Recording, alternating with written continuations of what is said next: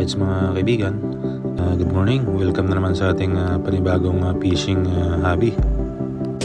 Simpleng bagay lang yung gagamitin natin ngayong araw for today's video para makahuli ng tilapia. So ang gamit lang natin dito is sinker. Tapos number 2 is yung beads. Ayan. Tapos glowing the dark na beads ang ginamit natin mga master. Tapos ang pangatlo ay number 6 na hook. Tapos yung pang-apat, boom, tinapay. Alright, so wala tayong gamit dito na floater mga master kasi malakas yung current ng tubig. Tatangayin lang yung pamain natin. So kapag ganyan, wag na tayong gumamit ng floater, sayang lang. Kapag malakas yung tubig, maagos, ito lang ang gamit natin dyan, sinker at beads. Ayan. Alright, so first cuts.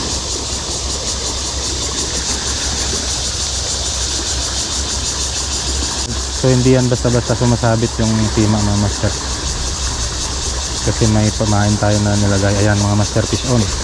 Ayun mga master, fish on, pangatlo. Pang third cuts natin to, hook set. Oh, napakalakas. Grabe. Ayan mga master. Wow, grabe ang taba. Ang taba mga master, malapad ulit oh. Halimaw yung mga tilapia dito. Grabe. Uy, ang ganda ng hook set sa gilid talaga oh. Ayan, kitang kita nyo naman yan mga master. Talagang the best talaga yung setup natin. Walang palag ang tilapia. Alright, take home natin yan. Pag hindi yan bumalik sa ilog, take home yan.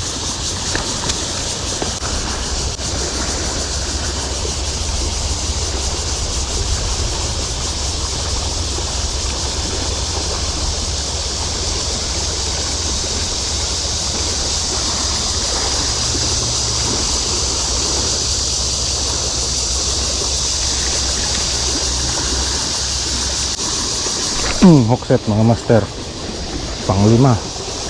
Mataba ulit to. Grabe, yub-yub talaga. Huwag ka dyan, putik na yan. Tangin na ang lapad. Alright, grabe ang taba nito. Pambira, ang lapad talaga. Uy, naputol niya mga master. Grabe, putol yung tali natin. Malakas. Yan oh. Kitang kita yan mga master oh. Putol na yung tali mga master. Ang 5.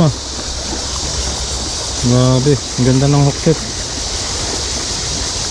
Ito, nasa 1 kilo na ito oh. Ang bigat.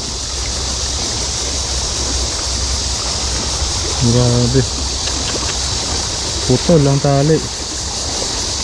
Tangay pati yung beads natin. Grabe ang taba oh. Grabe, dito lang sa dulo sa spot na tong malalaking tilapia mga master. Sobrang lapad nun.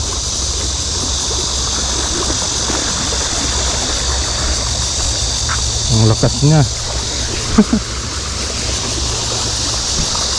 Ang lakas ng pang 5 mga master. Sadyang napakalakas ng tilapia na yun, kaya naputol niya yung hook, yung tali. Ayan. Ang tibay na ng pagkatali ko na yan. Safety na yun mga master, pero naputol pa rin niya. Napakabigat kasi. 13 pounds lang kasi yung ano natin, tali.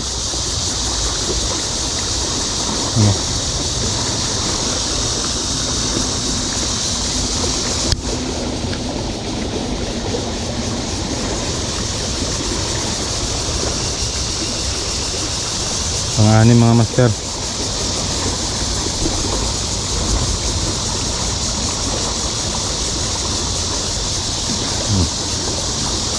Pang-anim.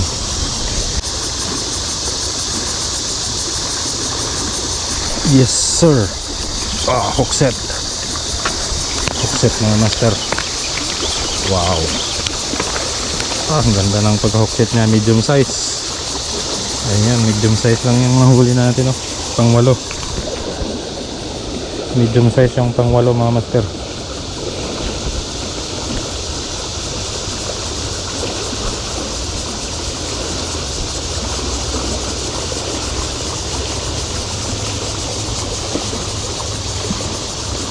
Medium size. Alright.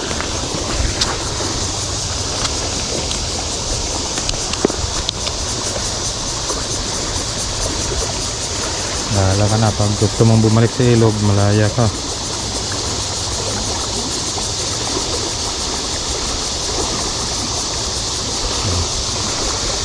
Pang siyam. So hanggang 10 lang tayo mga master. Medyo tanghali na kasi. Mamaya maya hindi na sila kakagat. Pagpatak ng alas 10, wala na.